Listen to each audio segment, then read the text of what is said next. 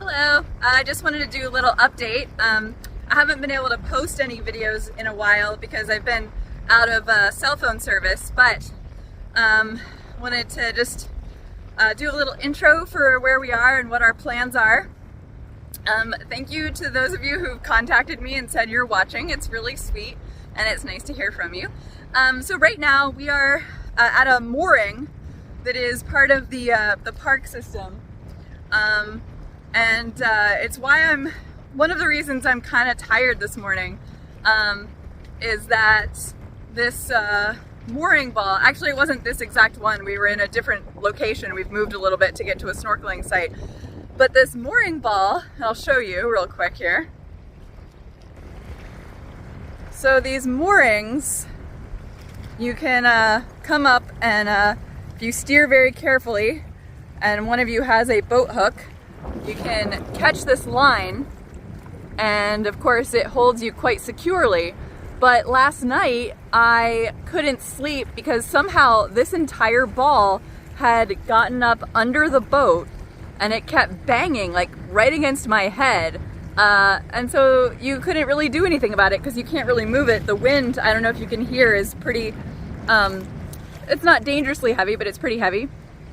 So it's really hard to move the boat and get it out of the way of this thing. So I'm a little tired, and I just wanted to say that because it's one of those things about traveling where Dad and I were trying to discuss this morning where we wanted to go next, and we're gonna have to start making plans to come back, but I just find myself not really able to make a lot of those decisions at the moment because I kind of feel tired, I kind of feel damp, and like I need a shower and a laundry and groceries, and so it's not a good time to kind of make decisions about cool stuff to see because I'm not really thinking about the cool stuff, I'm thinking about comfort. And you always reach that point. I've been away from home since December 20th. We didn't get to the actual Bahamas until around February 1st or 2nd, I can't remember. You probably know better than I do, but I think I'm getting to the point where, you know, I just feel the fatigue of all that travel. But that's to update you on my state of mind, because I think that kind of thing's interesting. But I wanted to show you too. So we're still sort of in the south end of the Exuma Park area. This is the area of what they call the Sea Aquarium. So we're gonna see that later, and you're gonna see it. It's supposedly an area where there's just a huge diversity of fish and animals. You can see that there's a large boat here. It is a National Geographic expedition boat or something.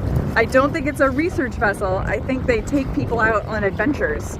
And we got here a couple hours ago, but there's been a pretty steady traffic towards the diving site. So we haven't, some more of those mooring balls. So we haven't ventured over there yet.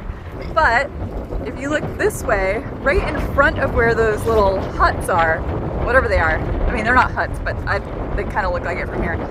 There's a little tiny island, and that is the area of the aquarium.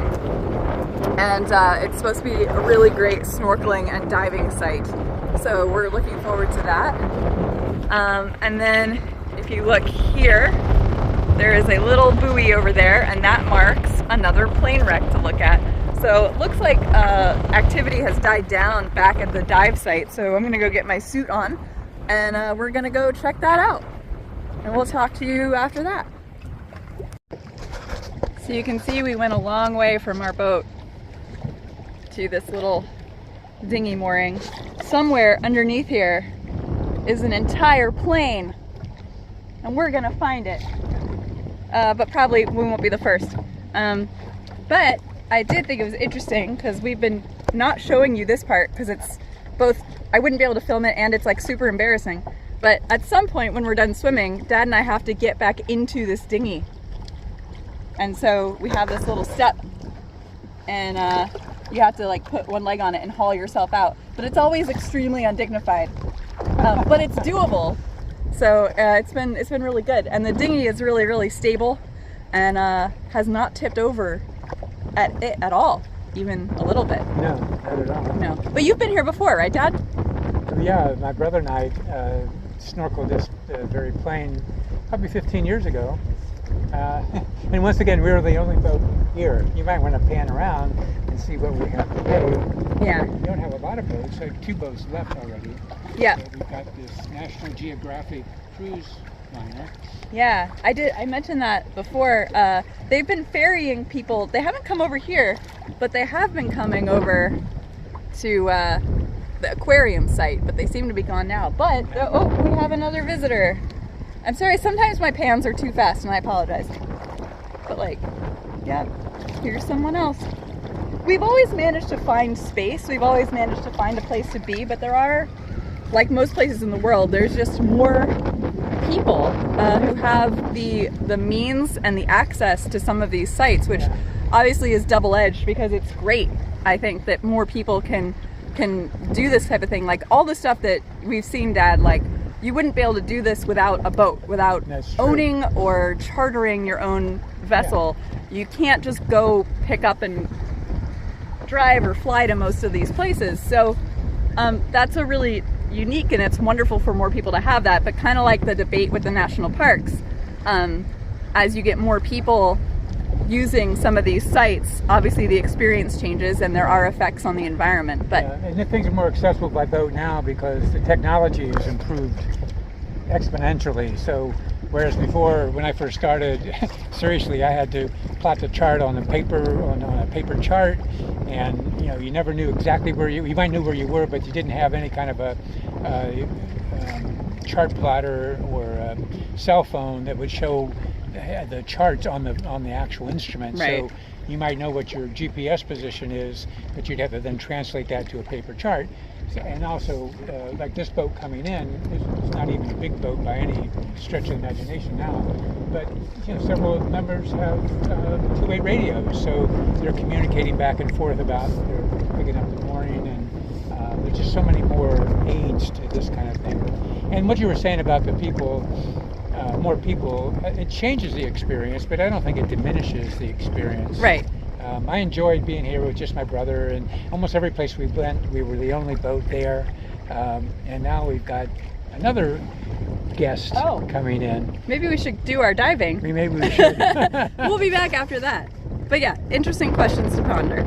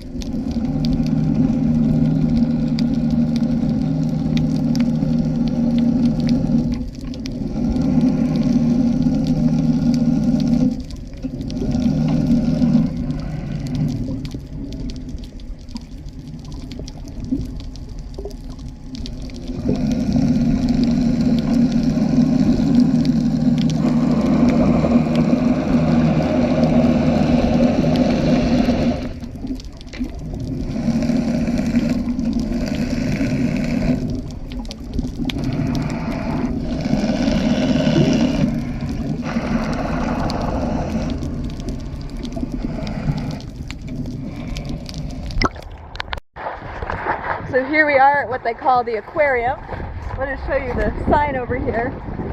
The Exuma Key Land and Sea Park Sea Aquarium. So this is an official site. And you can see that since we last spoke, a bunch of boats have arrived. So we decided to hurry over here in case it got real crowded. So let's go underwater.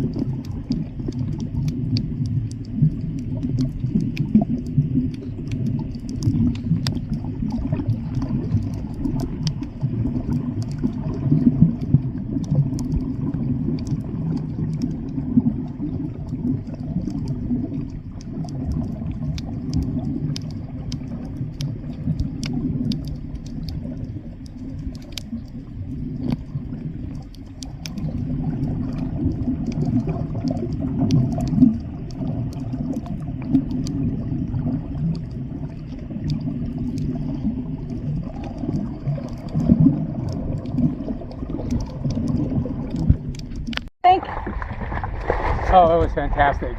That's really that's the colors and the coral. So much coral. I went around on so the many other. variety of fish. I went around on the other side, and you can really see the coral really up. It gets shallower. You can see the coral really close. All right. So it's actually not that bad. Hey. Here we are. Yeah. No, it was beautiful though. And the fish, like you said before, they're not really that interested in you at all, but they're not concerned about your presence. They just kind of. No, they don't. They're just doing their fish thing. Yeah. They don't really seem to care. So it is tiring though, because there is a bit of between the tide, I think, and the wind. You are fighting currents and things. So. Yeah. So we did the right thing though. You went down. Yeah.